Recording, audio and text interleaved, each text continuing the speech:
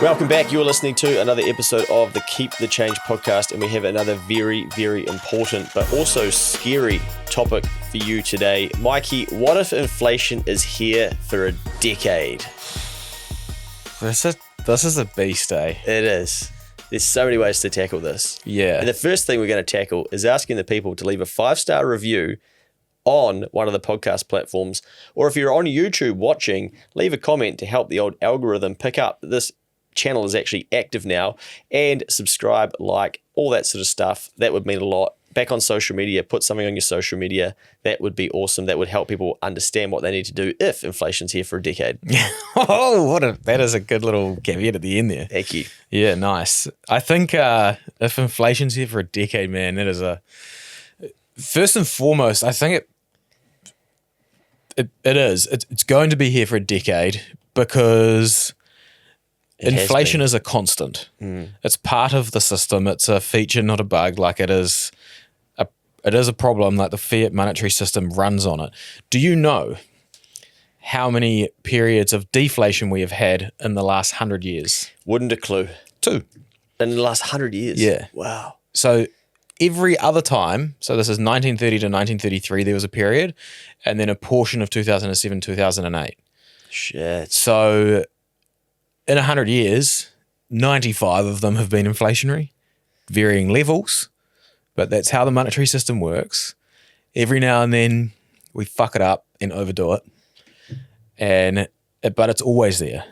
So if you're scared of it now, then you should be scared of it forever, which we'll talk about that part later on, because you shouldn't be scared of it forever. But we did a podcast some time ago that was basically looking at what if there's no growth for a decade, and it went really well. And I said to Mikey, perhaps we need to explore some other things over a decade, like what if inflation's here for a decade and things like that. So there'll be a couple more along these lines, but I suspect that most people know what inflation is now. And I actually spoke to an employer who employs over 100 people. Now, for context, 97% of businesses hire less than 20 staff. So only 3% go past 20. So to hire 100 staff, you are in the top 0.1% probably of hirers in the country.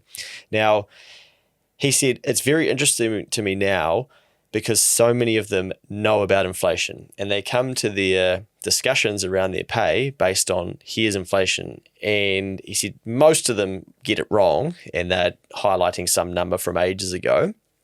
But years ago, that wouldn't happen because we didn't have to think about inflation because it was under control and we just sort of seemed to get on with it. And that was for geeky economics people to talk about. And it didn't feel like it was affecting your life. It was, but it didn't feel like it. Well, most people should understand inflation because they love housing inflation. Yeah. Exactly. That's a great way to look at it. Yeah. So we all get excited about that and like, oh, my house got worth more. Yeah. Well, did it? Yeah. Or did your money get worth less? Hang on. No, my house is worth more. I went on the website and it tells me.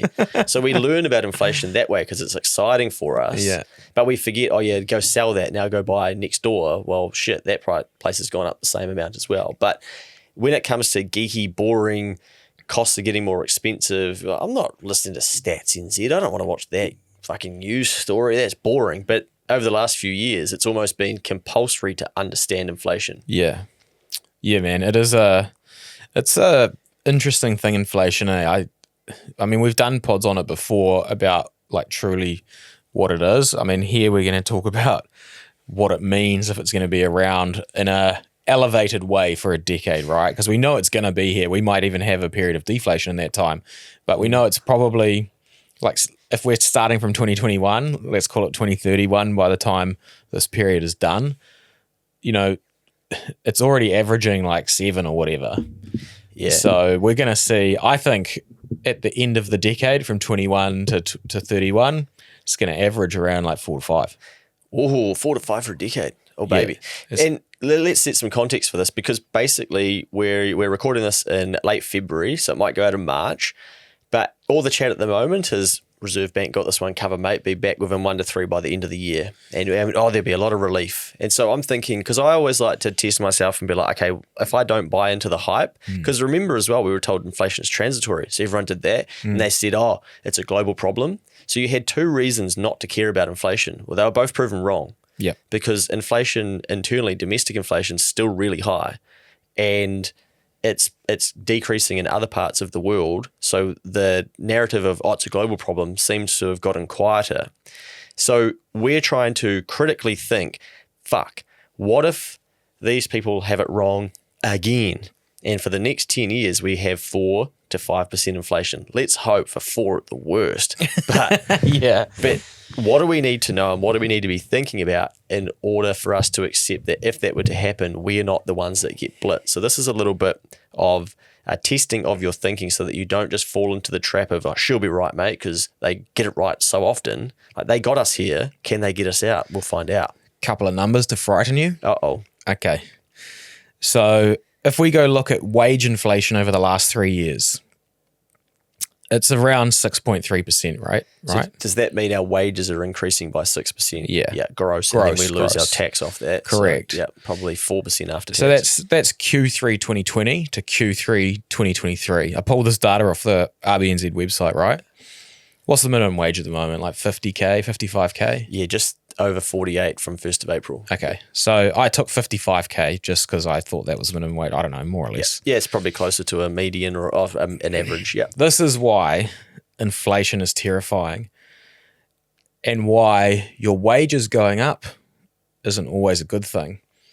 How many times has the government changed the tax brackets while wage inflation has been occurring in the last 20 years? Not including the one we're about to have. In July. Probably none. Yeah, I don't fucking know. Maybe once, I don't know. So if we replicate out what we've seen and then take this 3-year average of 6.3% in wages, in 10 years, the minimum wage must be $101,000. In 10 years? Must be, if we use that. In 20 years, a minimum wage earner enters the top tax bracket. Sheesh. Over $180,000? $186,000 at the current rate.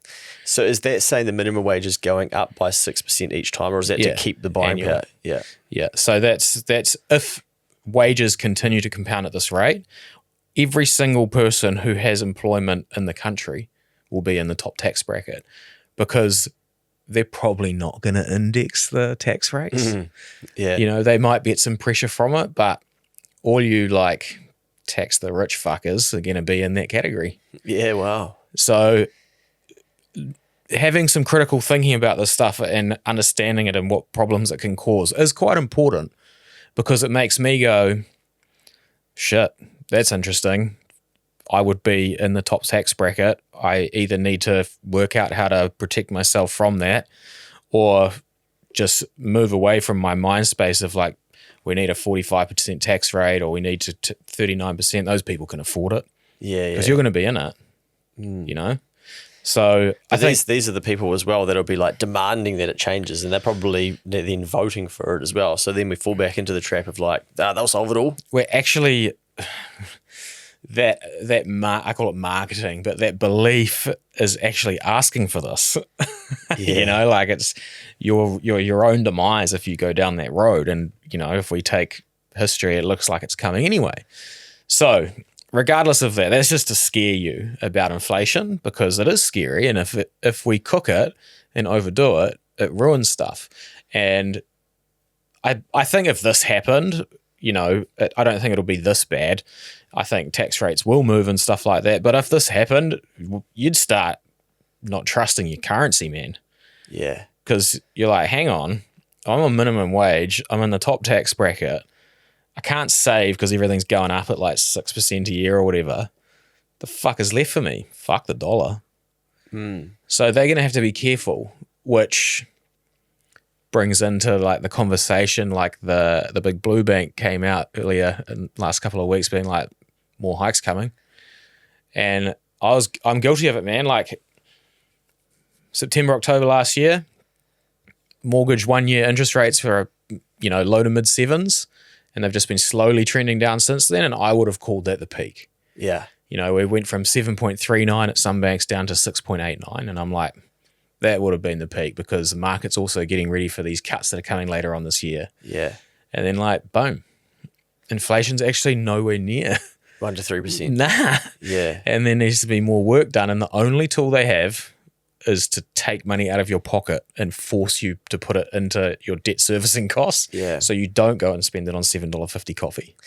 I think as well, people have gotten excited about interest rates decreasing and inflation coming down, which is cool because we were told for ages it's bad, it's bad, it's bad. We were told that there's no issue to start with, then it's bad, it's bad, it's bad. But we're getting it under control. Transitory. It's going to get better. It's going to get better. It's going to get better.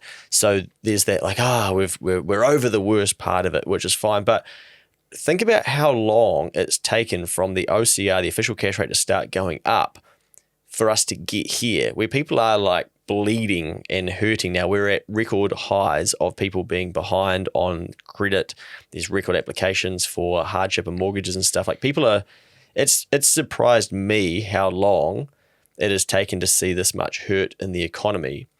But like you've said a number of times before, it's not then just going to go like, back to normal, great, we all get to go back to what it used to be like. Now we have to ride the wave of like, okay, now we've got to go down. And my debt doesn't roll off for another year, for another 2 years. And shit, I wanted to have a baby in that time. We've had to decide not to have a pet because we just simply can't afford it, or we don't need that second vehicle, or now Luke has to catch the bus, or whatever it is. And that's going to take time if it goes perfectly like that. But we know that it doesn't normally go like that. You look back at any interest rate cycles and whatnot, they're not perfect curves. They're basically like grindy as, or like up and down, and long and slow. And we've got to live through that. We have to go through it. Yeah, it's interesting. If you go back to in the USA, like the 70s, we can look at the last sort of period of inflation issues and what happened there. And it's so interesting to look at because from the pandemic, when inflation started, like you were calling it out earlier, and then it started becoming a problem, and then all the forecasts started. OCR will peak at 3.5. Here's this beautiful bell curve of it coming back down by 2020, late 23. Yeah. Then it was like, 4.5 late 2024. Then it was 5.5 late 2025. Still perfect bell curve. None of like this stuff. Yeah. But if you go look back at any inflationary period in history, it's like scattered with ups and downs, and like this great inflation, they called it, of the 1970s in the US data, they had a period where it went to like 7, like we did, then -2, so proper deflation, Sheesh. then to 15. Far out. Because they jacked rates, ruined the economy, crashed everything, and they're like, fuck, time to re-stimulate. No, people haven't forgotten like what happens when you do that. Let's go out and get cheap money and do it again so we can protect ourselves for the next one. Yeah. Like not enough behavior had changed in time for that. And then they had to really turn the screws in and put it into like a proper recession, Yeah, I think they really are now trying to change that behavior and keep us here for some time so that we see that it's not just around numbers and changing on a screen. It's like, no, we're trying to encourage you guys to change your habits and do different things. And when we're seeing it now where people are like, I'm moving to Australia. We're not going to have a child. We're not going to move. We're not going to upsize. And people are literally making different choices. Being forced to. And it's then tying back to inflation. So they're learning about it. Do we keep those habits? The thing about humans is we want to maintain the lifestyle that we've had. So that's why the professional who had a good income, when the market goes tight, it's like, I'll drive an Uber in and out of the city to pay for my parking, because we are resilient and we'll find ways to maintain our level of living standard, because that's then what we tie our identity to, and we want to hold on to that because we'll fight harder to keep it because we got there. So then all of a sudden to say to someone, hey, now you just need to live like this. I'm like, fuck, get fucked. Like, that's why I think so many people freak out about you owe nothing and be happy, because they're like, no, don't tell me how I'm going to live. It's going to be like that. So that's the main part of it all. It's like, no, I'm me. So, good luck actually implementing that if it's a thing, because humans will just go, like, they'll have to be forced some way. Yeah, I'm a big believer that stuff, like the world economic stuff, will fall over eventually. there's way too many people against it. Yeah. Yeah.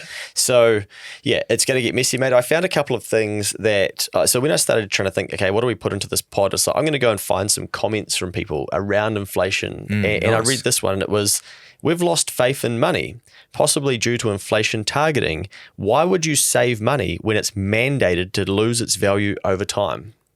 And when you think about that, so what they're basically saying is, we're telling people like, stop consuming, we shouldn't be doing that, it's bad, don't do your buy now, pay later.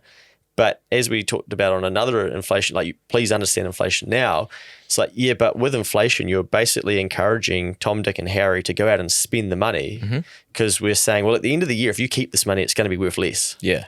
And so then people go like, fuck, I kind of get this to a degree. But then what that creates as well is you have the people who say, why invest when your money isn't going to be worth anything later on? To the point where now sorted.org.nz with their savings calculator on their website are like, do you want to tick a box here to adjust this for inflation? Like, okay, do you now want it to work out how much you need to be saving on top of so that you can maintain the real value of that money? Because people finally get it. But the funny thing about the people, or the sad thing for the people that are like, why invest when your money's not going to be worth anything later on, is that this is I've already given up. The reason that companies are innovating and trying to grow and whatnot is because they're fucking competing with inflation too. And they're trying to figure out, what can we put our money into to try and grow it and get a return that's greater than inflation? And that's what the market does and tries to achieve. We can sit there and go, great, well, I'm going to, invest into those companies and let them do the work for me. But we fall into the like, I read on social media, someone said, oh, what's the point of investing? I don't have much, or it's not going to be worth much in time. That's all good and well for your small thinking brain. But what you want to do when you think like that is go, cool, this Saturday, you win the lotto. Are you still like that? You go into lotto and they give you a financial advisor and they say, look, we're going to help you put this into a bit of work and let's figure out where you want to be and we can invest it. You're going to go, fuck, I'm not investing it. Why would I invest it? It's going to be worth fuck all in the future. They will be like, yeah, but if you don't invest it, it's going to be worth way less. So, sorry, what are you talking about? I'll be investing it straight into a Lambo, baby. Yeah. So you would be forced to think, and you wouldn't think like that. Your old self would go, oh, shit, I might have got that one wrong. Because you just got thrown a whole lot of responsibility on you, to be honest. Yeah, and you're not going to want it to, you're going to say to the financial advisor in Lotto like, hey guys, thanks heaps for the say. I'm just going to leave it under my mattress and in 20 years I'm going to pull it out and I'm going to buy all the same shit. Because like, what's the point of investing it? It doesn't matter. Like, yeah. And they would be like, yeah, what? You would flip straight into, fuck, what do I do with this money? Yeah. The unfortunate answer is, I completely agree. I think inflation, effectively it's a tax, but it's not in the tax code, right? Like, it's taking away from you at work, it's taking away from your savings. It forces you to be an investor when you just want to be a builder, because if you want to save and protect your energy. Yeah. And so I really do see that side of the debate. But unfortunately, the only true answer is to outwork it and out-earn it. And then you do have to find a way to protect it if you can. And I'll give an example of how you can do that without the investing, just on that, whilst you collect your thoughts there. Because if you're a builder and you're like, fuck yeah, I didn't want to learn about investing, I hate this shit. Remember that you are investing because you're investing into a tradable skill. yeah, So if you know how to build a deck and that deck is the same in 20 years, you can come to Luke who can't build a deck and you can say, right, like I can build that deck for you. And in 2023, it might be, let's say 10 grand, but in 2023, it might be double that. 33. But even then, so then you go like, oh, I am protecting my earning capability because this is still valuable to someone. So I need to learn valuable skills. But the same thing, you could go, right, well, I can't afford, as much meat as I used to. But then you bump into someone who's got cattle beasts and stuff and you go, mate, I'll come around your farm and I'll fix a few things. can you get me some home kill? And you swap your abilities and your skills for that. Well, you're technically not really supposed to be doing that because there's no money exchanging hands and therefore who's getting taxed, etc., etc.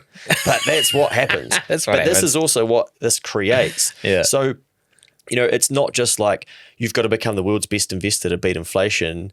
You invest in yourself, get better at valuable skills, and you can go and trade them with people. Yeah.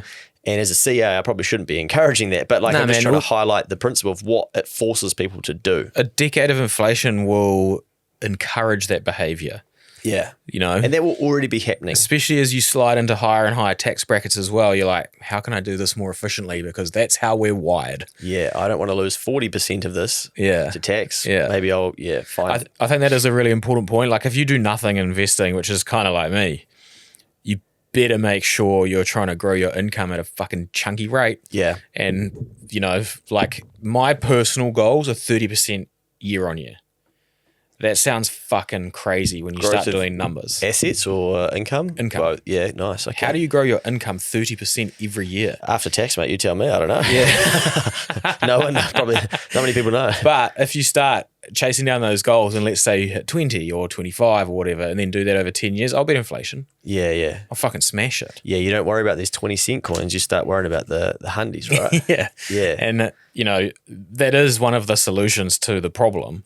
But it's very hard. You have to be in a pretty chunky mindset to do it. And if you do it and you get 20, not 30, you've got the skills. Yeah. You can't take them for you. Just like the builder who doesn't want to be an investor, fine.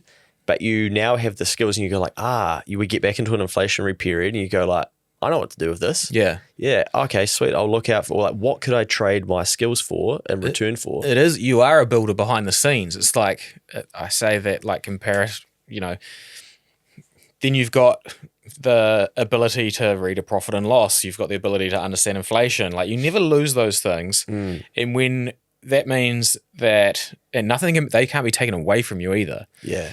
Like for Bitcoiners, that's true decentralization is your knowledge because it can't be sucked out of your head.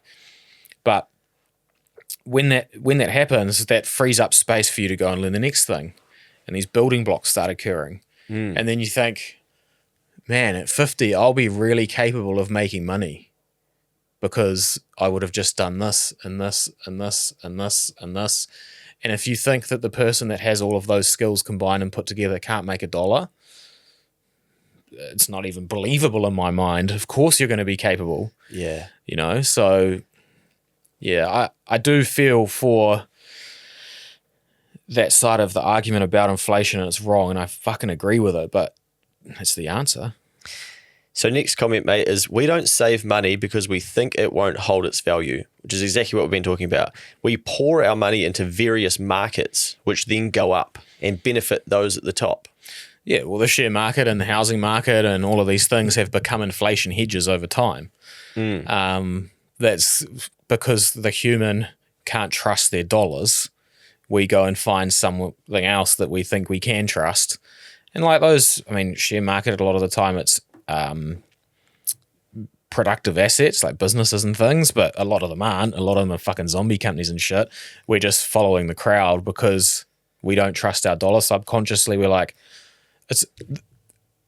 it's really hard for people to get their head around this, but a lot of the housing market's success in New Zealand is because subconsciously you need somewhere to put your money.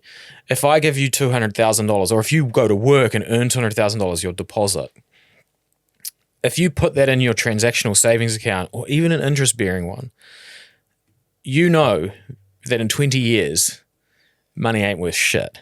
You don't know the number, but you know because when you were a kid and you went to the dairy, the lollies were 5 cents. Damn it, man. And now they're not. They're $2 or whatever, they're $4 or whatever it is. So you have seen that and your subconscious knows it. So you're like, I can't trust my 200 grand in there. And then you go into the housing market and follow everyone else because that's where it gets protected. Yes. That's the store of value aspect of it. And we're sheep and we follow the crowd and then we call it because we haven't thought about it deeply enough. We call it making money in the housing market. Housing market always goes up. Yeah. It's just a scarce asset versus an unscarce one. Dollars are unlimited. Land and housing is not. Yeah. That's the difference. this then goes on to say, mate, which you've just basically articulated exactly this. Then when a recession comes along, it's funny looking at all the panic, like it's the end of the world, blaming the central bank for your own predicament. You could have been saving your money, but no, you'd rather collectively put our country at risk because you attempted to leverage the perceived loophole in the system to have the nice things for cheap. That is brutal, eh? That's a pretty good comment. Yeah. It's just basically what you've summed up. But people wouldn't know that they're doing this. They're like, right, I'm going to put it into property. Well, you can't, mate, because you don't have enough. I'll borrow to do it. Recession comes, interest rates go up or inflation and stuff. You're like, what the fuck? Everyone, this shouldn't be like this. You're ruining it. Well, we created this, because I think it's Grant Cardone. I've seen a couple of times him talking about inflation where he's like, no, the central banks don't create it. Humans do. If they print the money and just leave it in a room, it's there. We get it and we're like, what are we going to do with it? And so same thing when we're earning money each year and whatnot, we're like, we've got to get it into the market. And that's normally the housing market. Now, if I just compare this to my situation, I don't own a home and I haven't played in that market. So I have to be very sure in myself that my earning ability and my ability to build assets can increase because Taz wants a home and I will have to provide a home at some stage. Yeah. And I will have to do that with her.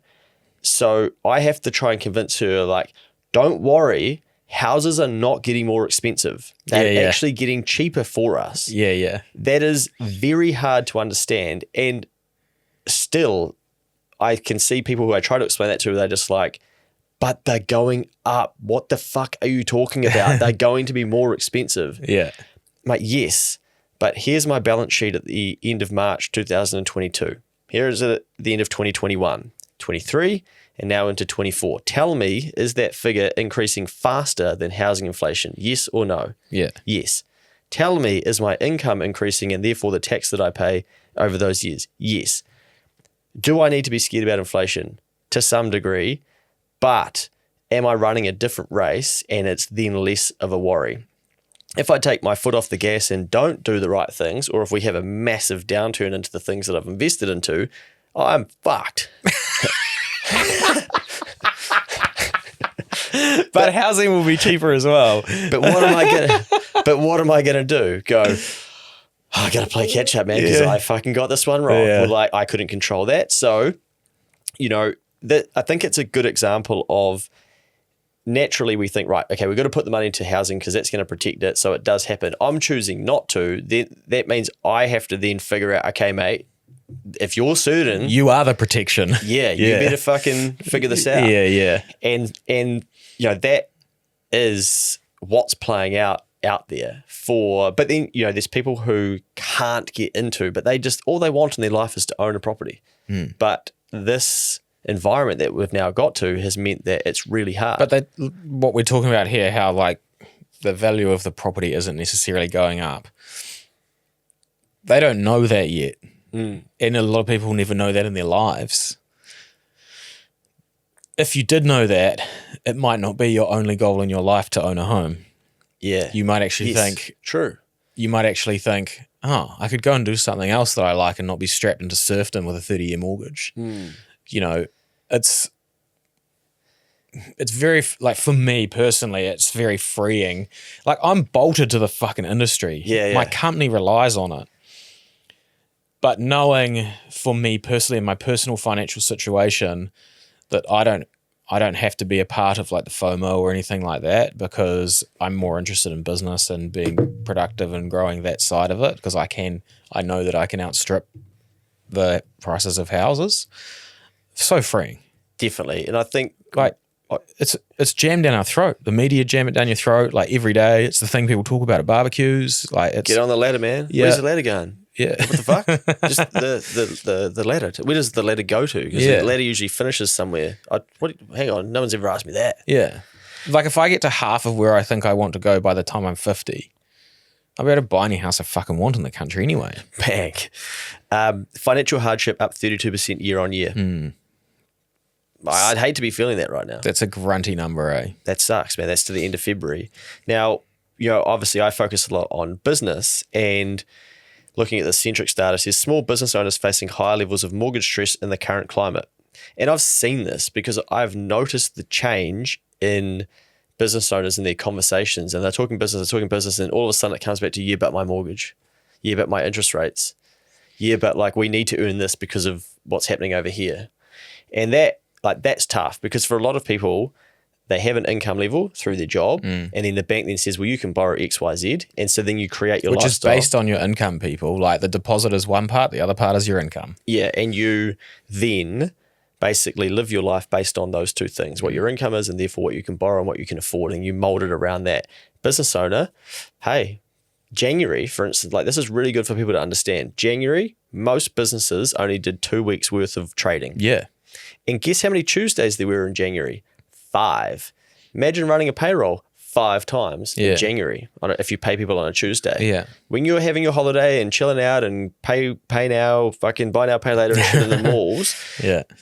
This is what business owners are thinking about in January, and they're going to pay GST, and they're going to pay provisional tax. Yeah, 15th of January is like my most hated date of the year. It is brutal. It is a savage day. And like, imagine the stress business owners are coming back into the new year with when they think like, holy shit, man, look at our revenue for January, but our costs are still going up. People want their annual leave paid out, and they want to take longer time off, so we're actually only doing billable work or things for 2 weeks for a lot of these businesses. It's a scary time.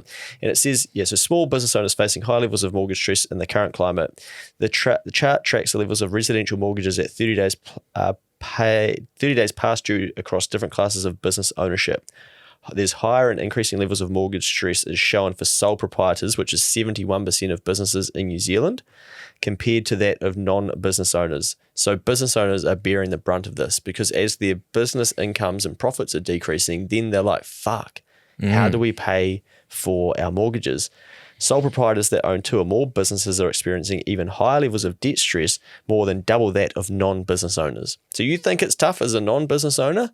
Imagine trying to do what people are doing in business and still go and pay your mortgage and whatnot. Yeah, even last year you had that Xero data that showed that some crazy number of business owners didn't even pay themselves for more than 3 months or something. Yeah, it's nuts. It's scary. It's scary, yeah. And also, business owners, so sole proprietors, often leverage their home equity to fund their business to keep operating and trading. So even when we think, I'm going to get into a productive asset like business and make extra income and stuff, then we're like, but I probably should buy a home and then I'll probably use some of the equity in that. Well, the system kind of encourages it, let's be honest. Yeah. I think it's important to remind people that inflation is just excess units of money in the system over what it was previously. So there isn't, one of the most frustrating things I hear is like, structural inflation and inflation X this and inflation with this added in, and man, the only way that it can go up is if you add units in that are the part that we use to buy the stuff. And that comes from like the government handouts and stuff like we had during the pandemic, or excess credit creation, because when you loan money out, if it just gets created, it didn't come from like the vault. Yeah. It wasn't just sitting there in a room. It was just a button that they clicked and sent it out the door. And I think it's important to understand that is the only issue, and then close off everything else you hear, because the non-stop articles, I mean, I've got Instagram posts where I talked about this, or tweets or whatever, being like, get ready for the inquiry into the fuel companies. Yeah. Get ready for the inquiry into the supermarkets, because it's the same every time, because they try and disguise it. Yeah. And I've got this thing here from the USA from 1970s. Ooh. That this was called the Great Inflation, just like we had the Great Recession or whatever. The Great Inflation of the 1970s was 10 years from 1970 to the 1980s. All right? Yep. So it was like big spikes at the start, and then it got lower and lower, but it took 10 years basically to run out. The Great Inflation of the 1970s was blamed on oil prices, currency speculators, greedy businessmen, and greedy unions. However, in hindsight, it is clear that monetary policy that financed massive budget deficits that were supported by the political class were the case. That's an extract from like an article from like Money website or whatever it is in the States. Does that sound familiar? Very familiar, mate. It's almost identical. Yeah, I saw some. I searched a meme on Instagram, no, a GIF to put onto one of my stories. The first one that comes up if you search for inflation is this big bubble that's blowing up, and then it's a balloon, and the balloon turns into inflation is created by corporate greed. That's what it says. And I see this, people like comment all the time, it's the corporate greed that's created the inflation. I'm at the point where I'm like, you know what? I don't really give two fucks what's caused it. I just getting pissed off, paid $22 for a margarita on the weekend. Yeah, so, and the reason I'm saying this is to link it back. So we hear about like corporate greed and all of this kind of stuff. If you know that it's just extra units in the system, doesn't that mean that person who is creating the corporate greed or whatever might have experienced this before, and when it came, they're like, I better make sure I get some this time, you know, because they're better at it than you. Yeah. It's like you said, it's going to pass over and it's going to end up back into mortgages and interest rates and stuff, and you better be good at grabbing it on the way. Yeah. Which is what it is, really. Yeah. And I just think it doesn't serve you any benefit to be concerned about like the oil price and, you know, like it was getting blamed on the war, and then food, and then petrol inquiries and Commerce Commission this. They're doing like a thing into the banks again now. You know, I saw an article from, I think it was ASB the other day, saying we actually sent out some mortgages with no margin in them for a while. Yeah. But we didn't thank them then, did we? Far out. You know, like now we're complaining because they're making a margin, but there was a period of, I don't know, however long, that literally zero margin. Like you were getting it for what the bank was getting it for. The funny thing with the whole bank thing is that Kiwis will be like, fucking banks, man, they make too much money and all this stuff, which I completely understand, because I mean, I see the numbers and I'm like, oh man, it's great business. It was impressive. Yeah, and they're some of the biggest taxpayers and whatnot, and then we forget that only 50% of households actually pay any tax because people are taking it back, but then we're then like, fucking banks are, you know, they're earning too much, but of course they're then probably funding half of the shit that people are getting. Anyway, also then we don't complain when we go to the rugby and stuff and see that the banks are sponsoring stuff and all the stuff that they do, they self-tax themselves. But that aside, there's now been, as interest rates have increased, there's now been a massive increase in people being like, oh, maybe I'll park my money with Squirrel. Maybe I'll park it with these other things. And people send these things to me and they're like, hey, what do you think about this? And I'm like, I don't think about it. And they're like, that's not the answer. What they're really asking is, do you think I should put my money into this? Yeah. Like, it's so weird that people are so pissed off with the banks, so distrusting, but then they don't trust other areas enough to go, you know what? Instead of asking Luke, what does he think of this Squirrel bank account? I'm going to just do a stack of fucking research, or I'm going to just put my money in there and see what risk I end up under. What did I think of Celsius? Looked pretty cool to get a return. Hey, but Got a bit back. Yeah, there's some creditors and shit happening, and oh man. Yeah. The way, I mean, violent action, I learned by just going and doing this shit. You do. I remember finding when I was a young fella, like, oh man, Rabobank, who are these guys? Yeah. Oh, they're Dutch. I'm like, where's Dutch? Like, I'm like, oh, can anyone open one of these accounts? And ask people like, oh, have you got a Rabo account? Like, no. And I'm like, man, it looks pretty good, eh? The rates are higher than other banks. So I might put some money in there. I had to go and learn this shit and go and do it. And, you know, now it's like, oh, mate, can you compare Sharesies to Hatch, to Kernel, to... And I'm like, no, I'm fucking not going to do that. I'm going to focus on getting shit done so that I can use one of them. But yeah, it's weird. There's just so much angst towards banks, but then people still don't go, right, well, then I'm going to vote with my feet and I'm going to try something else. It's towards everything though, right? It's towards the petrol companies. It's towards the supermarkets and the owners, and it's a duopoly. And like, it's so, yeah. But also you ask someone like, oh, so who do you have your insurance with? Oh, the bank sorted my insurance. Oh, okay. What about your KiwiSaver? Yeah, mine's with ANZ. Oh, really? I saw you on social media a week ago being like, fucking man, they don't deserve to make that much money. Oh, what? How many bank accounts you got? 6? Did they charge you bank fees? Oh, no, 2 of them are bank interest bloody, they're free, mate. And I've got a credit card with them as well. You're like, well, are we surprised that they make so much cash? Yeah. Sorry, tangent. Yeah. Massive tangent. But I think it's important to like understand in your mind that these are different things, and the inflation can be a cause a lot of this stuff, and you just don't know it yet. Yeah. So now that you know it, then it's like, right, what if this is around for ages? Am I still going to be complaining about the supermarket in 10 years? You know, like, is that going to serve me well, or should I figure out how to make enough money so I can still afford to go to the supermarket? And I think some people do this. They take action into their own hands, and they're like, you know what, damn the supermarkets. I'm gonna grow my own produce. Yeah. And I'm gonna figure out how to do that. I mean, that's not for me, but that's what some people want to do. Like, good on you. Like, at least you're doing something. Fucking A. That is the same as what you do. Yeah. Just a different way. You're just like, I'm going to be an extremely productive animal in terms of generating income, so I don't have to worry about that stuff. It's no different to being like, I'll be self-sufficient. Yeah.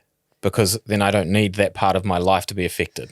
So It's the same. on a positive side, the cool thing about inflation is it just has woken a lot of people up to go, fuck, how does an economy work? And like, what's going on here? Unfortunately, most people then fall down the trap of, okay, let's just argue about it and pick and say like this political party will fix it and whatnot. But for some people, they've gone, you know what, like maybe I will walk to work, or I might get an electric scooter. I'm sure part of why there's so many scooters floating around is because people are like, well, yeah, I'm not going to drive myself, or that looks too expensive, or the parking's too expensive and it keeps going up. I'm going to scooter to work and things like that. So people do change what they're doing, and it's encouraging us to learn these things. But I just wouldn't buy into the whole convo that, oh, well, could all be solved in 18 months and yay, we're all back to how it used to be.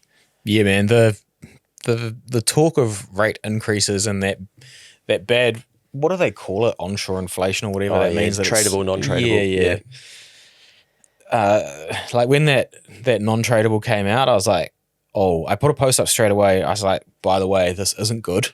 Yeah. Because like there was people saying like, yeah, it's coming down again. Yeah, because that's the overall narrative. Yeah, I'm like, it's 4 point something. This is real bad. Yeah, this part here, this is not good. Like it's not going away. It has barely moved. It's above forecast, like everything. And then, you know, the talk of hikes comes out and I'm like, oh, fuck, it isn't over. Like, yeah. And then I went back to work. Like, because I guess we should highlight, like, we don't want to be right. Like I haven't wanted to be talking about inflation for 3 years. I'm like, fuck, man. I mean, it's kind of good because people then think about increasing their incomes and stuff like that, and gives you heaps to talk about. But it's not exactly great when people are out there like bleeding in the streets. man, it's horrible. Yeah, and hurting. I was against like the monetary response in 2020 because of that. Yeah. I was like, don't do it. It's going to be a fucking massive issue. And then here we are, and I'm like, Yeah. I hate it. But that's why I'm on the side of the people that, you know, they're like, fuck central banking and creating like unlimited amounts of money. It's been the fiat system for like 100 years. We can't change it. Yeah. You know, you've got to then, like, if you're hard down that path of going back to those people that are like, why invest when your money's going to be worth nothing? I'd written down here, fucking buy Bitcoin if you're that sure. Like if you think that this whole thing is... Or gold or something that's known to be the protection against it. And like you said before, most Kiwis are buying houses because that's what we've made sense of. But other people are, you know, buying Bitcoin and stuff. But you've still got to go out to the market and get it and then turn it into the house or the Bitcoin. So it goes back to the podcast. I should probably figure out how can I make more money. The one thing I do think that people should be more activists about, because there's a lot of activism around at the moment for all sorts of things, is tax cuts. We should be able to have more of it to control and put it into Bitcoin or gold or whatever. That's not going to fly with a lot of people, mate. Nah, mate. But I was going to get out real cold. Equally, I laugh at the people that I put something on Instagram the other day saying, if you earn $100,000 a year, you're paying $489 of tax a week. Now, goal is to think, am I putting $489 a week towards your future? You're paying down your mortgage, or you're using that to be productive person in society, and or investing into your future. So like comparing what you pay per week in tax, if you're earning that, to what then you're doing with some of that cash left over. Nowhere in that does it say that you shouldn't have to pay those taxes, But people reply, oh, what? So you're saying people shouldn't pay taxes? I'm like, hey, where does it say that? Sorry? But that's where their brains are like so like fucking wired towards that. And then they're like, oh, good one, dickhead. What about the nurses? What about the roads, etc.? I'm like, again, where in there does it say that? I'm like, it's a challenge to think individually like, fuck yeah, am I saving $500 a week? You know, am I investing for my future? And I get the sense that a lot of the people that say stuff like that completely miss the point of it and go, oh, you know, what about the nurses? What about the roads and stuff? Of course I want that stuff too. But I want to ask them, like, how much tax do you pay? And what credits do you get back? Because as we know, 1 and 2 households basically get more back than they pay. But they're sitting there on social media being like, what about the nurses? What about the roads? And it's like, but you're taking a shit ton of the tax yourself. So can we just get you to maybe pay a bit more yourself or get more people paying so that it's not 50-50? It's basically, you know, we've got more left over. Yeah. But I don't see that changing. And no. If anything, I see more people being dependent on the people who are contributing net in the tax take. I don't know what's right, what's wrong. I don't care, but to me, it just seems like if we could just encourage more people to be like, oh yeah, fuck, actually, I've got it pretty good here because I'm not actually paying any tax. And hey, I don't make the rules. It is what it is. But I probably shouldn't then be on social media telling people like, oh, fuck you, man. You're encouraging people to think about saving for their future. And I'm going to tell you that you want to shaft the nurses and the roads. Like, yeah, that what? Yeah. The beautiful thing is if we do start saving for our future and have a stack of cash there, then what's going to end up happening with that cash? It's going to get invested into something. And we'll probably end up with a giant, like, let's rebuild New Zealand infrastructure fund coming out of KiwiSaver. Like, our KiwiSaver balance is $104 billion at the end of December. I put up something about Australia's is 2.5 trillion. 3.5 trillion. Sorry. And that was at the end of September. Markets have gone nuts. There's October, single November, humans December. in the world that have more than our KiwiSaver fund. And people are like, you're not comparing apples with apples, man. I'm like, for fuck's sake. Like, I'm just trying to highlight, holy shit, look how much money they have in theirs. But imagine if New Zealand's just for 1 minute, because someone worked out that if as ours was to be comparable, it would be around 700 billion. I don't know if that's accurate, but let's just say it was per capita. Yeah.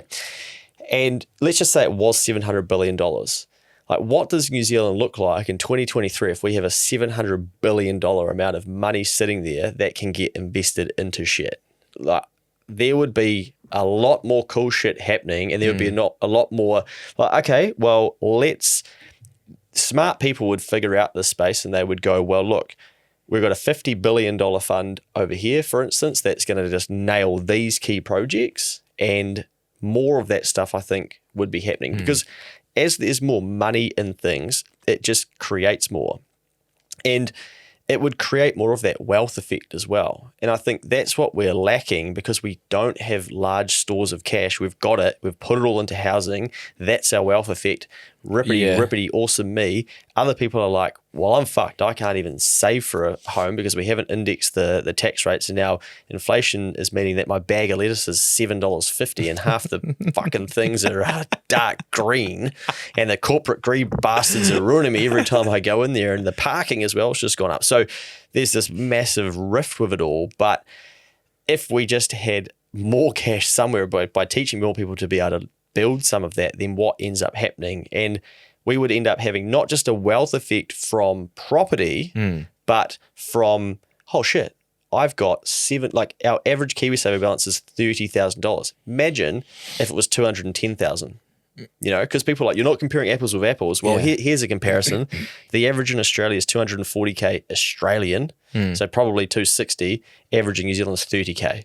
Yeah. Imagine what that does to the individual decision making. My mate, for instance, who lives in Aussie, he sends me a spreadsheet. He's like, hey bro, I've mapped mine out till I'm 65. And he's like, we'll have $16 million. Yeah. Imagine the decisions that he's making in his head. That is the wealth effect, right? Effectively 100%. the wealth effect that, you know, that term gets thrown around. But if you unpack what it is, it's basically not worried about the future. Yeah.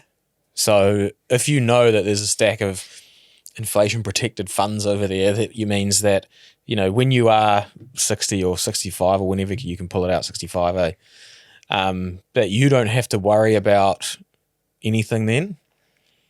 You can it frees up so much brain capacity. Yeah. To be like, I don't have to worry about my retirement. That's being taken care of. I know that it'll be sweet, so I can go and do whatever I want in terms of I can go and take a risk over here in business. I can go and build this big fuck off house with a mortgage or whatever. Like, you can do these other things once that's taken care of.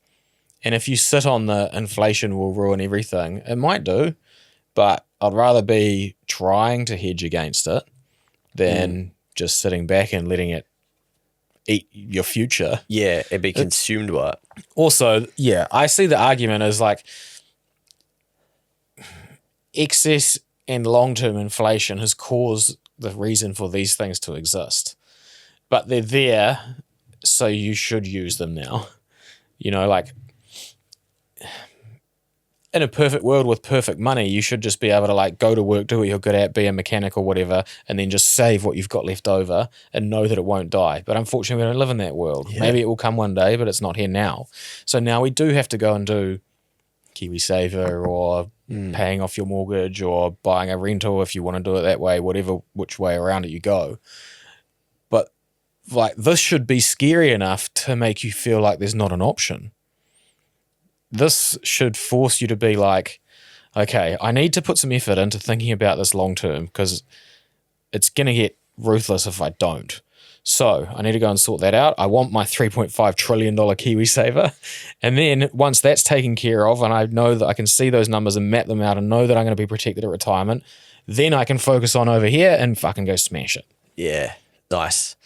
Money flying everywhere, mate. I'm going to go back to the top where we didn't even do this, but I think it's flowed nicely into, well, then what are some reasons why inflation would be here for 10 years? And you touched on these on a earlier pod, but I'd written down that we are basically telling everyone that we need to move to a more cleaner, greener world. Mm-hmm.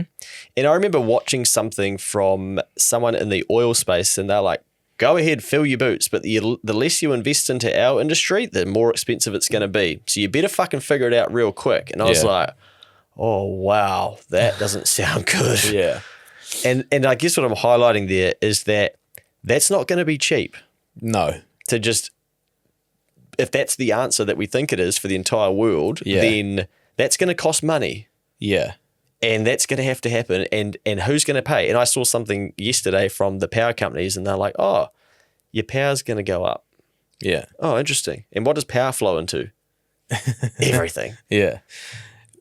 So zooming out far enough is one of the biggest causes of longer term inflation has been the mismanage of the public sector's debt that they've taken out, because they have such big problems now. Like, I don't watch the news and I still hear this shit come up. I drove through Northland at Christmas time and I felt sorry for them. The roads are so fucked. And I put something up on my Instagram story, and it was like a couple of motor guys like, we can't ride at night now. Because like if they hit a pothole, they'll die. Oh, yeah, of course. Yeah, fuck. Like they're that bad. And I was like, fuck. I came back and I was like, I thought Auckland was bad. Yeah. And, that's not going to fix itself. That'll cost money. Yeah. I see this shit in Wellington. Like they're just, the water system is so fucked. It's leaking like half of the water that that's going to cost money. Councils are all broke. Same, they're public to me. They're part of the government. They're fucking useless. They haven't been managing it properly. The only way that they can cover the cost of this stuff is to borrow. We're not producing enough to give them our tax to cover the cost of this stuff. Our tax is covering the interest costs on the debt that they already have. So if they go borrow, that means that there's new credit more units coming into the system. Yeah. Which means everything will get more expensive, which means they are a very big part of causing the inflation problem. And because it's been mismanaged for so long, doesn't matter which side of the government, both of them have been fucking terrible at it. Otherwise, we wouldn't have all these problems. I hear about hospitals and you sit in A&E for like 15 hours before you get served. Like, fortunately, I haven't had to do it, but like my partner's doing something at the moment, I was like, go private, we'll just pay, fuck it. I haven't even checked the public system, but from what I've heard, I'm like, don't trust it, fuck it, it's useless. Luckily enough, I sorted myself out where I can afford to do that. But this stuff cannot be fixed without new currency in the system. Yeah. Yeah. And it's a massive problem. And it just is going to keep feeding the beast. And so we could tell people, oh, yeah, inflation is going to be between 1% and 3%, etc. Well, we're like, what if it's 2.9 for the next 10 years? Then still pretty ugly, like run some calcs. Yeah. But they've got, here, we need more infrastructure, apparently. That's what everyone's talking about. That's not going to be cheap. Same thing, exactly what you've just explained. Now let's think about the councils as well. Cool, what have we seen? They're like, oh, we need to put your rates up. Yeah. So, get a property, it's awesome, you don't get tax, there's no fucking taxes and stuff. Well, rates are effectively a tax on your land and your property. So that's going to continue to go up. So then what are you going to want? Well, more income or more rent to cover that? You probably don't notice this because like you're so in the zone. But if you drive around Auckland at the moment, I was driving around and I said to someone the other day, I was like, fuck, the parks, they're all overgrown. Yeah, like long grass and stuff. And then I got told that the council is so broke that they've stopped mowing them. No. This is fucking not a lie. Come on, you homeowners, fucking get out there with your mowers. So if you want your parks mowed, they're going to borrow the money to do it. Or, which is two things. They increase your rates to pay for this difference, or they go and borrow the money to go and sort this out, which increases the debt repayments, which means they increase your rates. Yeah. Same result. It's unavoidable. It's just, but, if money was managed correctly by the public sector and they actually didn't just fucking spray money around and not actually get the results from spending the money. My favorite is the old $500,000 speed bump. That's fucking hilarious. But yeah, we just see example after example of this, and the same result is this. Well, next one, mate. Rents. A lot of people wouldn't understand that rents in the commercial space often track CPI. So basically, when you renegotiate your lease, there may or ordinarily would be a clause in there that says, great, it needs to increase with CPI. Now, the longer that the CPI is higher, that means when those get renewed, instantly the lease has to start from what it was plus the CPI. Now, I reviewed one recently. I'm not an expert in this space. Client passed me something. Property people would know way more about this than I, but it was CPI plus 2%. So it's got a 2% premium on whatever the CPI is that year. Yeah. So I said, look, if it's 5%, then your rent's going to have to increase by 7%. Then the next year, it'll be whatever CPI is plus 2. When we had 7.3%, it would have been 9.3% increase in your lease cost. Yeah. Fuck. So to maintain then your profit, because remember, we've got a corporate greed and we've got to price gouge everyone or whatever, but those people are trying to protect their living incomes as well. Your business is on an 8% margin already. And remember, they got taxed higher as well if those are those rich people that have got way too much money from renting everything out or whatever. So then they're thinking, well, we're probably going to have to jack up the prices of these leases to keep earning what they wanted to earn if they were the lease. Or now the person taking the lease, so they've got to pay the 7% plus the 2% or the 5 and the 2. And they go, well, shit, I better increase the prices of what I sell and the services that I create so that I can maintain my margins as well.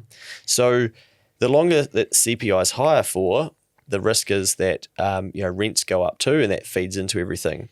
Now, then you go, well, okay, whatever, but I'm looking at my own interest rates and thinking about rents from that side of things. Well, I saw KiwiBank do a bit of a breakdown the other day because it's very common to hear in the media, and the narrative is basically people on lower incomes get impacted by inflation the most. And KiwiBank were basically like, yeah, that's kind of accurate because we look at it from a CPI level, but actually people who are higher income earners and therefore have mortgages with higher amounts of debt and therefore the interest rate increasing on that, they've actually been impacted more disproportionately than anybody else. Yeah, your personal inflation rate in terms of outgoings is not the CPI. Yeah, because your mortgage has doubled. Yeah. So your household inflation rate is higher for higher income earners because they have interest rates that have increased faster. Yeah. So, if we then see higher interest rates, that's going to lead to higher costs for people trying to maintain, margins and just different things that they're doing, i.e. working. And they're like, well, my mortgage has gone up by this. Like, I'm looking for a job that pays me X, Y, Z. Yep. So say we have higher inflation for longer, and then we average a 6% interest rate that we have to pay on top of the 4 of inflation. Well, man, things are going to continue to go up and up in price. Yeah, it's kind of, yeah, this is a scary pod, man. Well, I was actually about to say, mate, the more I thought about the conclusion I came to, and I actually said this to Taz's dad when we were having a beer the other day. I said, mate, like, we probably shouldn't be here in terms of not me and him. Like, Taz and I probably shouldn't live in New Zealand. Yeah. Knowing all of this, the conclusion you get to is like, fuck, probably should go live somewhere else, and go and like build a life. And I said, there's things that make us want to be here. And I said, also, I love it here, and I would like to be able to contribute to the solution. So you can either be the problem or the solution. And I'm not begrudging anybody that leaves New Zealand and is like, I'm going to go look for a better life. That's cool. Hopefully they come back and they can do things and contribute and whatnot.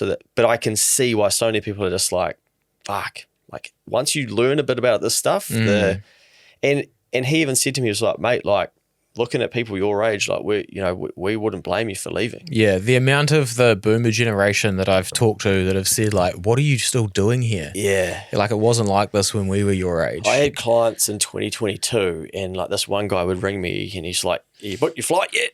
Yeah. I'm like, mate, like, I have a fucking great life here. I don't need to go. Yeah. But, he's like, what are you doing, mate? Like, fucking, you're wasting your life here. It could be way better. And I'm like, mate, okay, I don't need this lecture from you as well. Yeah. But, I know. It's quite sad that you get to that. But, you think, I mean, often we just laugh about it over a lunch and stuff. Like, imagine if we were in this country and like what life would look like and what we'd be doing.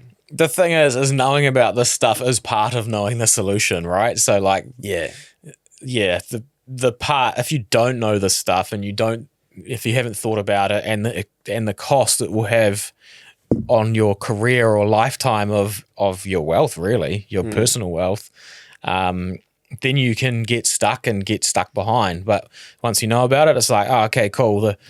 It's just this far further to get to the start line, really. And we've just got to fucking play that game. And there's so many resources out there because this just sounds really negative that I'm like, okay, my conclusion is I shouldn't live here.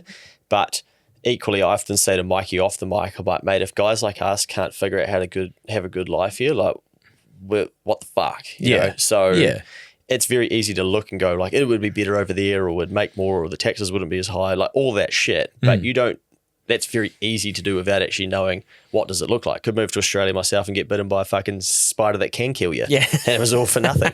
But also, I don't know what I have in me, but I'm a little bit of that, like, I want to fucking stay here and fight. Like, I want to be part of the rebuild, but the rebuild don't look good. No. Like, it looks pretty grim because I just go back to what we we're talking about another time where, okay, if 50% of people are going to be renting at 2050, it's not that far away. No. Like, who's paying the bill? Like, and if that's considered a negative stat, which it is, that's a fast downhill trajectory. Yes. Which will feel rubbish because we'll get it thrown in our face. We'll have more people complaining about it. Yep. Like these things are all coming at you. Yeah. But once you know, once you know better, you do better. I was just trying to find this quote, mate, because it was going back to what you were talking about before. Like, I'd rather know this shit to then go, okay, what can I do? Rather than someone shake me in 10 years and be like, mate, like, this is fucking like, everyone's knowing this, and be like, oh, what? Yeah. Man, I thought that, going to the bloody parade with my fucking flag up saying like, damn you corporate greedy people was going to fix everything. Like, what do you mean you could have earned some The funniest one I see is like, once you know this stuff and you've got a bit of a new level of like critical thinking and self-understanding, is when you see people like getting behind their politician. I'm just like, oh man, doesn't matter which one it is. They're part of like the institution that is sick to the core and can't manage their money and cause. Doesn't matter which side of the aisle. Yeah. They've all caused it. And for like 60 years straight, the New Zealand dollar has devalued. And interestingly, they're all going to want to go green. Okay, cool. That's the path we're on. And they're all going to have to rebuild shit and build all this infrastructure that we're not as happy there. We're going to have to figure out how we house all these people. We're going to have to figure out how we can help people retire gracefully. Like, maybe another pod probably, but do we need to redefine what retirement is? Like maybe the days of get to 65 and then chill out and stuff, like maybe we've got to have a big conversation and go, you know, guys, that was fit for purpose for pretty hard working times, but fuck, it's like Luke sitting on his laptop all day. You know, I don't know if you really need to be like clocking off at 65, man, getting a pension. So I think we're going to have some of those tough conversations. I just don't think we're at a state at the moment to be able to have them, because it would just be too unsettling, because people are already freaking out and tapped out by what's happening, to all of a sudden go, let's redesign what the country looks like. People will be like, oh, whoa, hang on, we are not. And that's why every time you see it, it's like, this party has said that they're not going to touch the retirement age or whatever. But then you look across the ditch and you see Australia are like, you fuckers, you're not saving enough for retirement, we're taking you up to 12.5%. Yeah. And you go, oh, what do they know that? But they're having tough conversations and wanting to do stuff. And, Yeah. there's this quote, mate, that I think is it's so grunty. Eric Hoffer: in times of change, learners inherit the earth, while the learned find themselves beautifully equipped to deal with a world that no longer exists. Oof. It's good, eh? So in times of change, learners... That's true as. Yeah, so if you are out there and you're learning to get through these inflationary periods and whatnot, you get to inherit the earth. And like that's why I'm like, okay, I don't need to leave New Zealand because I've learned how to deal with this and how to make my life better. While the learned, so the people that think they know everything and they're like, no, I know how fucking, and I know that it's those corporate bloody countdown bastards again, you know, they find themselves beautifully equipped to deal with a world that no longer exists, because it's just going to keep on rolling, and they stay in that like, poor me and this is bullshit and whatnot. Other people just keep rolling. They start creating opportunities. And, you know, you look at it with what you mentioned before about easy crypto, for instance, when we're talking about vehicles to wealth in another pod. But, you know, in times of change, learners inherit the earth. So they've gone and built something where they've learned and gone, okay, if things are moving this way, then we can have a big part of that. While there's other people going like, nah, like, fuck that. But I'd imagine the people that started that, their lives are a lot different to what they would have been before starting that, through what they would have learned and inherited through learning that. Yeah, I think a sad truth that we all have to really, really come to grips with, especially for this next decade, is like no one actually cares about you apart from you, so you have to be the one that controls it. And that's it, ladies and gentlemen. That wraps that up. Yeah, I think so. I think because, you know, I just, voting for it to change, or, you know, saying that BlackRock are doing this or the central banks are doing this. You know, voting for change, I'm on this at the moment because this is hilarious, because like the amount of people that are, like Twitter's interesting because people really like suck onto their politician. Yeah.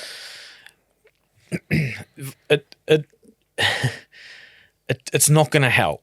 Like it truly isn't. You know, I think when you vote for change, when you understand this inflation stuff, they're just you're right there. Just we need this more money. Yeah. Print it. Should we start a keep the change printer? Oh mate, Fuck. This is it, mate. The content, helping people learn how to do it. What was I talking about? People on Twitter change. Sorry, I got distracted with the coins. Yeah. People that are voting for change hard and going down that path. Oh yeah. Okay. So like, just as an example, we had, you know, all this money printing, which we thought was caring about us and paying us our wage subsidies and stuff like that during COVID. Then inflation started, right? Now, the cost of fixing inflation is really hurting people. And the way that they're fixing it is taking away your excess money and forcing you to pay off debt with a higher cost of debt, so that they're burning money out of the system. That's the solution. Do you reckon if they cared about you, they would have just said, we won't do that because that will hurt a lot of people, but we are going to do it this way, which is make your KiwiSavers compulsory and 15% for the next 3 years. So we're taking the units out of your bank account so you can't go and spend it on like excessive inflating shit. Like, is there not evidence that they don't care about you, either side?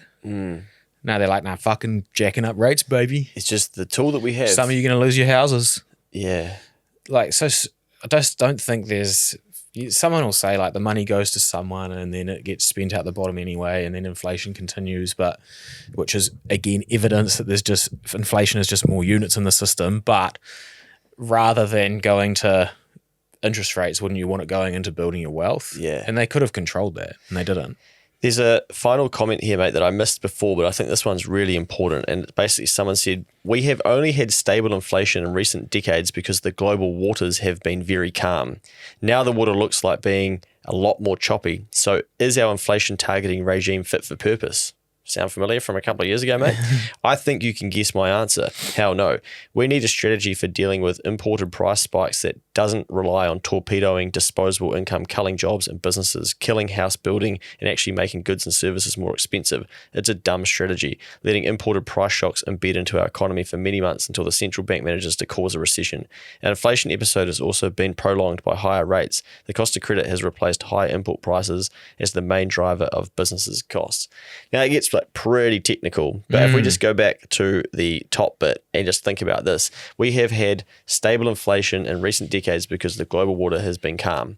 You look at what's happening in the world, and you just think about New Zealand as well, of how much of a shaky country we are, and if we have a major natural disaster, we're not just going to say, hey guys, we don't have any money to pay for it, so we're going to have to create more money to do that.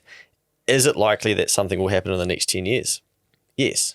When we were growing up, like 1 in 100-year flood is not even fucking real anymore. It's like, we'll stop calling it that, or earthquake or whatever. Like, these things happen. So that's why I think it's been getting rammed down our throats as well. But it's gone quiet at the moment. But I think like when you start seeing it come back into commentary, I can think of many. Oh no, just this line. I could tell me if you think you haven't heard it for a bit, but I think we'll start to hear it again soon.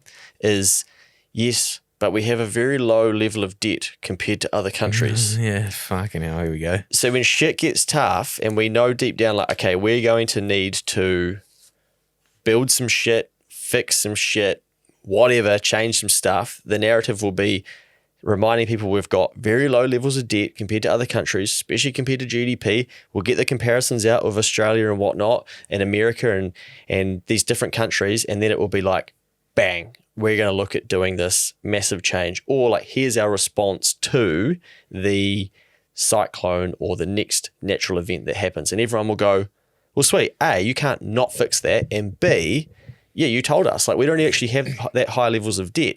So again, get ready for more inflation, because that's what that will lead to. Yeah. So it's not going anywhere was the start. And I think it's basically the end where we can get excited about it not being here and it decreasing, but for the next decade, we're going to see it whether you like it or not. The hope is that the rate is lower, but fuck man, I'm not taking any chances when I start looking at a high level what this country has to go through. I'm foot on the gas going, nah man, like I'll make my own decision. And the thing is, if I'm wrong and inflation is low, wicked. I'll be even further ahead. Yeah, the downside risk of taking that approach is nothing. Exactly. So why not? Well, baby, deep breath in. If inflation is here for a decade and it's high, we're all fucked. I think is the no. Yeah. We'll find ways to get through. But I guess the summary is like, don't be fooled, and just tread very carefully and think critically about the stuff, and continue to think, no matter what the narrative is out there, what could I be doing to protect my income and my family and my community and the things that I care about? Otherwise, you're going to get to the conclusion that New Zealand is not a place that you want to live in or raise your children in. Just quickly, like how I unscared myself out of this stuff. Because like when you start looking into it, you're like, oh shit, like even 2% over your lifetime means that you lose like 75% of every dollar that you earn, sort of thing, when it starts compounding, which is terrifying. The way I scared myself out of it is like, oh, actually, this is happening faster than that. And probably by the time I die, we won't even have a New Zealand dollar. Oh. So that sounds scary on the face of it, but it's like, what it means for me is that it's inevitable. There is no hiding. This is coming no matter what. So plan accordingly and just get on with it. There it is, ladies and gentlemen. After hearing that, you're probably going to want to leave a thumbs down and not subscribe, and potentially even unsubscribe from the Keep the Change podcast. It's been fucking nice knowing you. We'll see you in a decade.